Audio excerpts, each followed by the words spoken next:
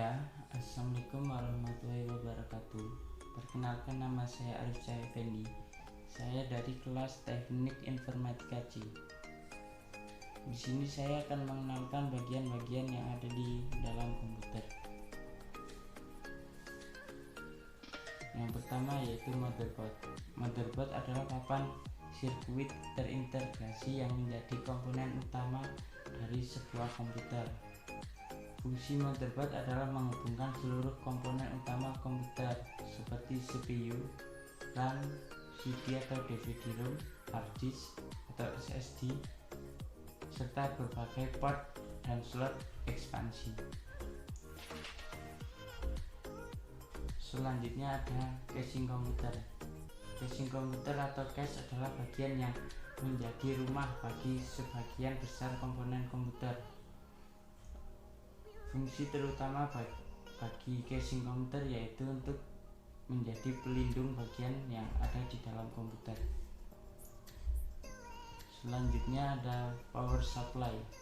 Power supply unit atau PSU adalah komponen yang mengkonversi listrik arus AC menjadi DC bervoltase rendah sehingga bisa menjadikan sebagai sumber daya bagi semua komponen komputer.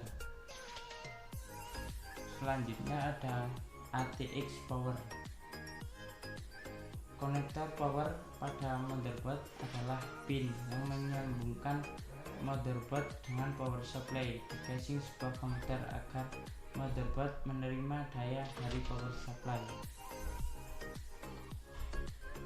Lanjut, pin 4 panel. Pin 4 panel ini berfungsi sebagai konektor dari casing ke motherboard sehingga kita bisa menyalakan komputer melalui casing. Lanjut, CPU atau prosesor. CPU atau Central Processing Unit atau yang lebih dikenal sebagai prosesor merupakan otak dari komputer. Lanjut, note bridge dan short bridge. Note bridge letaknya selalu dekat dengan soket prosesor, yaitu merupakan salah satu komponen penting dari motherboard. Short bridge terhubung dengan antarmuka ID, prime, dan sekunder. Konektor SATA, konektor floppy drive, slot PCI dan BIOS. Lanjut ke PCIe. PCI Express atau PCIe atau PCIx adalah slot ekspansi yang didesain untuk menggantikan PCI bus yang lama. Banyak motherboard mengadopsi PCI Express karena PCI Express memiliki transfer data yang lebih cepat, terutama untuk keperluan grafis 3 dimensi. Kita lanjut ke power lead. Power lead adalah lampu nyala jika terdapat standby power di motherboard. LED ini tidak sebagai reminder atau pengingat untuk mematikan sistem power sebelum menghidupkan atau mematikan komputer. Selanjutnya ada VGA atau Video Graphics Array, atau dalam istilah awam dikenal sebagai kartu grafis. VGA adalah memori yang memproses grafis secara sederhana. Perangkat bongkar pasang ini memproses perintah yang diterima dari CPU ke dalam bentuk visual seperti yang ditampilkan di layar komputer kamu saat ini. Kita lanjut ke chipset. Fungsi chipset adalah sebagai penghubung komunikasi antar CPU dan komponen komputer lain seperti RAM. Kita lanjut ke slot memori RAM. Slot memori RAM berfungsi untuk memasang memori card atau RAM. Memori atau RAM adalah beberapa jenis seperti SD RAM, DDR1, DDR2, DDR3, dan DDR4. Kita lanjut ke RAM. RAM atau Random Access Memory tugasnya adalah menyimpan data dan berbagai proses agar bisa diakses dengan sangat cepat oleh CPU atau komponen komputer lainnya. Kita lanjut ke port SATA.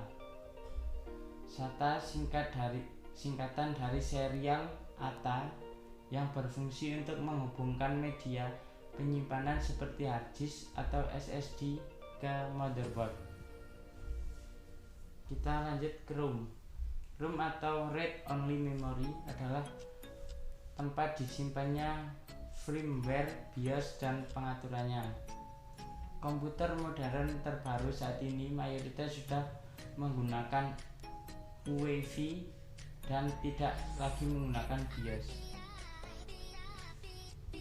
Kita lanjut ke port panel. Fungsi dari port panel adalah menyambungkan komputer dengan printer, scanner, sampai dengan menghubungkan komputer dengan perangkat tambahan tertentu yang dirancang menggunakan koneksi port panel. Kita lanjut ke port DVI. Port DVI adalah interface video display yang dikembangkan oleh Digital Display Working Group atau disingkat DDWG. Kita lanjut ke port HDMI. Port HDMI adalah interface yang berfungsi untuk menghubungkan display ke komputer seperti monitor, TV, proyektor, dan lain-lain. Lanjut ke port USB.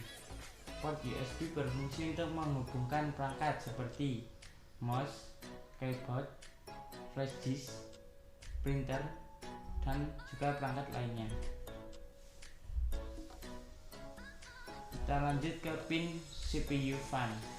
Pin CPU fan berfungsi untuk memberikan daya ke kipas prosesor agar dia dapat menyala sehingga bisa mendinginkan prosesor. Selanjutnya, sound card. Hampir semua motherboard memiliki sound card internal untuk memproses suara. Namun demikian, pengguna bisa menambahkan juga sound card eksternal jika memang dibutuhkan untuk keperluan tertentu. Jadi dapat disimpulkan sound card ini digunakan untuk memproses suara. Lanjut ke baterai kemas.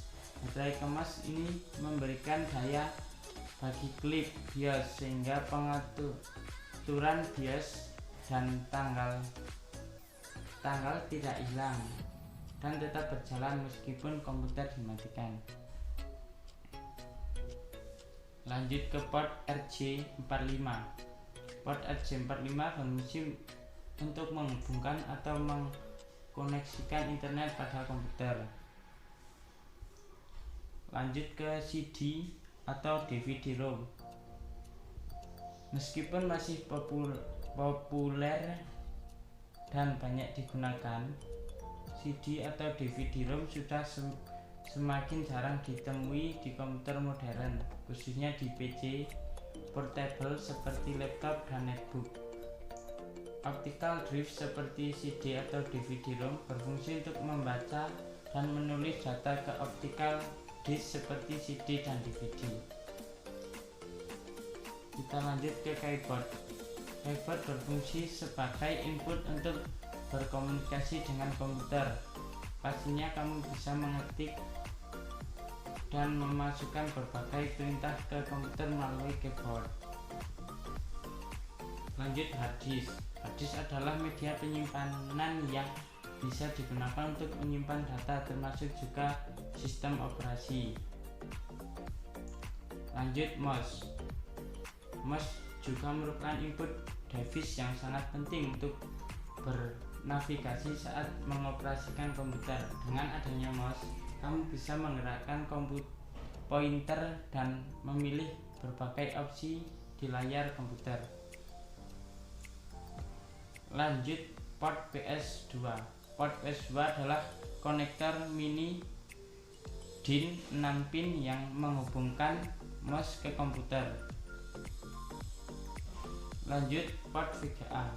Port VGA adalah sebuah antarmuka analog pada kartu grafis yang umumnya digunakan untuk menghubungkan antar komputer dengan monitor. Lanjut, monitor. Monitor bekerja sama dengan grafik card, video card, GPU, VGA. Monitor berfungsi untuk menampilkan grafis di komputer. Saat ini selain monitor konvensional, monitor touchscreen kian menjadi populer. Ya, terima kasih telah menonton video ini. Semoga dapat memberikan pembelajaran walaupun sedikit. Saya akhiri. Wabillahi taufiq wal hidayah. Assalamualaikum warahmatullahi wabarakatuh.